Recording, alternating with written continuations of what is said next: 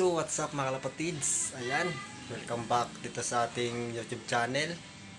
And update tayo kay Bangkay mga kalapatids. Ito, at naglilimlim siya mga kalapatids. Ayan, so bali nung linggo iabangan,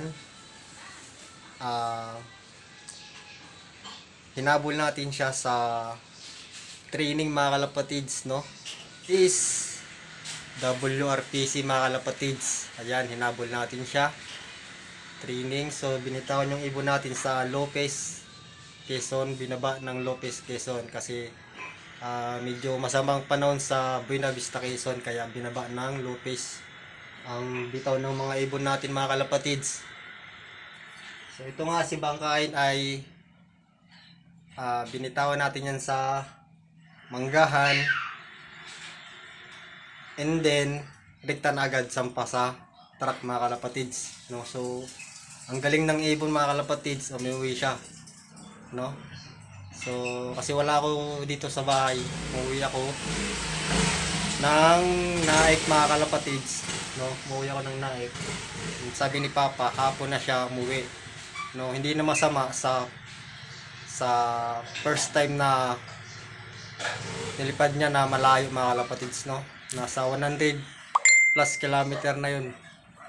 So ayan, update tayo dito sa ating mga YB mga kalapatids. Ayan, dito sila, ang ating pang norte mga kalapatids. Ayan sila. Ayan mga kalapatids, si Grisel, kung naalala nyo. Ayan, no.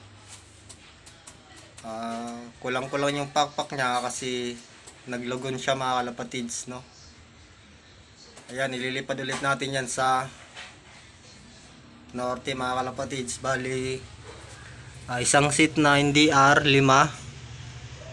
Ayan. Tapos, si Grisel, bali 6, pangsampa natin sa norte mga kalapatids. Saan yung isa? Yung brown. Ayun, yung brown mga kalapatids. Ayan. Sa mga palipad natin. And dito naman sa mga itlog, bali 2 dito, and then 2 rin dito mga kalapatids. Kaya mga kalapatids, sa hindi pa ka na mag-subscribe ka na para lagi kang updated sa ating vlog. Bye bye!